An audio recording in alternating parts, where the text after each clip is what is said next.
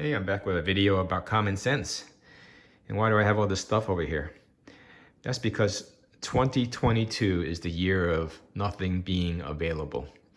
So, some of you might have went through 2021 and said, I could get one, I can get a spare, it just costs a little bit more. That's because you're buying from existing stock. I don't think there's any more stock. So, 22, it's been the year where I can't find anything. I want a spare, I can't find it. So this is something I would say is common sense, right? I mean, many of us are working from home, and if any of your components in your home setup should die, are you prepared? Or are you going to take vacation days until you can try to figure out what to do, find a spare part? So, I don't know about you, but my vacation days are very valuable. So let's talk about some spares and what you might need for your home network. Now, this also extends to things that are not related to your home network or your work from home setup. Like, for instance, video cameras. I don't know about you, but security and surveillance is very important to me. I want to make sure if people break into things around the neighborhood, especially cars. Car break-ins are an all-time high in my neighborhood, and I don't even live in a bad area. So, and I just showed a Real-Link camera there, but that's not to suggest I recommend that brand. That's just an example of a spare that I have. But, think about it. What do you need? Oh, well, for a security camera, I need these spares of these PoE injectors, right?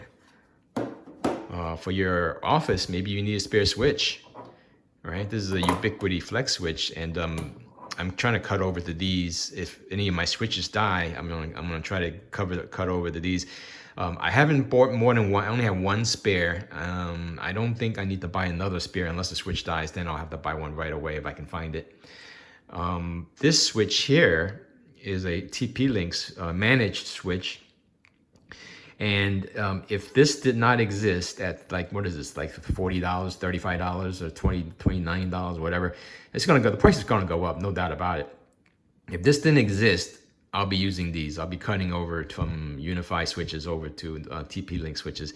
I don't mind that I have to log on to this switch. I mean, I'll put a label on it with the IP address, and then so if a switch dies, they'll know what IP it is. I'll go log into that switch and fix it or do whatever I need to do with it, or if I have to replace it, I know what to do. But I have one of these as a spare. I use this switch in 2 different locations in the house, so that alone, even though only one location had this switch, I would buy another one of it.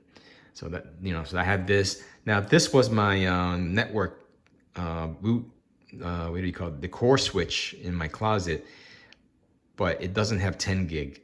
So this was the first one I had in the house. I removed this, went with an fs.com switch, which has 10 gig ports. This one only has 1 gig ports. But this is my office spare now because I have a Cisco switch in my office, a 24 port Cisco switch in my office. And I am using about 8 to 10 ports from it. So that's why I have to have a 24, because they don't really have a 10 port or a 12 port managed switch. So so this is what I'm keep holding for a spare for my home office in case that switch dies. So this is my spare for that. It's not pre-configured, so my office switch dies, boy, it'll be a day of fun.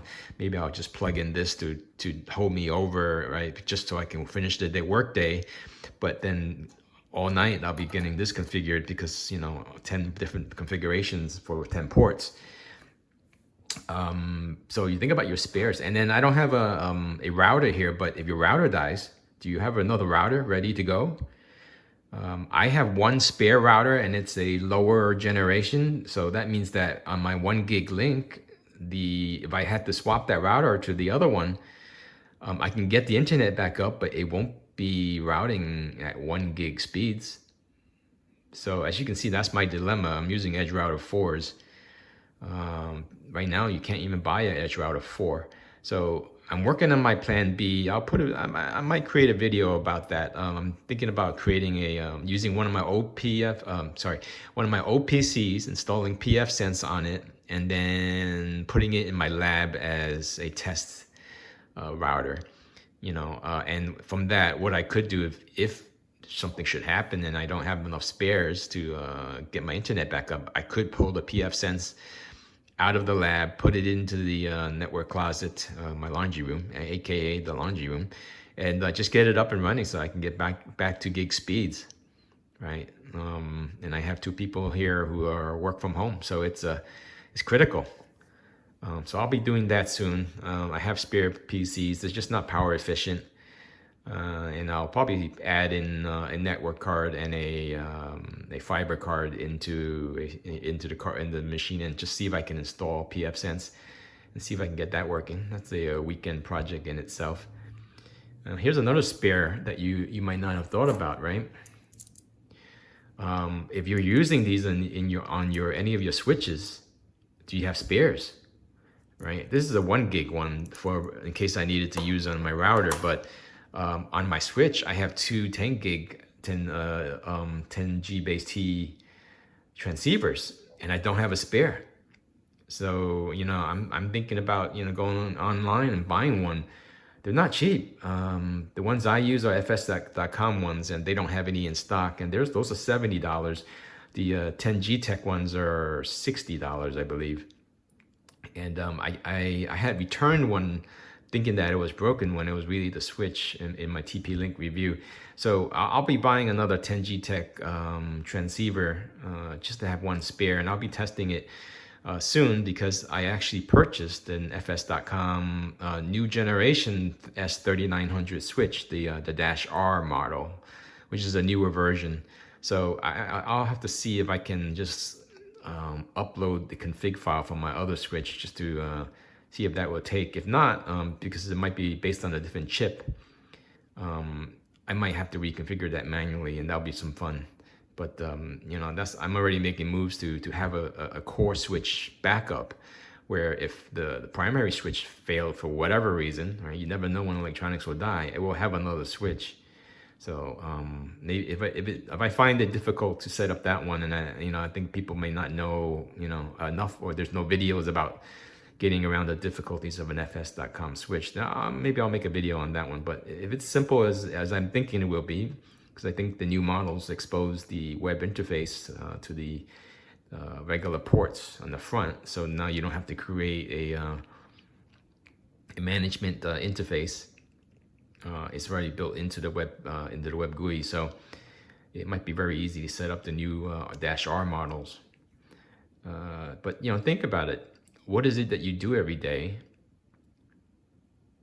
Look at all the components and technology involved, from your PC to the switch to the cable modem and out the house. Do you have a spare for all that stuff? Because if something dies, you might be SOL, and you'll have to start taking vacation days, right? So something to think about. It's common sense, but I don't see anyone talking about it too much, about having spare parts laying around. I think it's something it's not as glamorous a topic to talk about, so you don't see anyone making videos about it. But I just wanted to throw this together, and everyone think about, I was, thinking about it myself and said, it's so hard to get all these parts. What should I do? And so thought I should create a video about it. Hopefully this wasn't too long and rambling. Take care, everyone.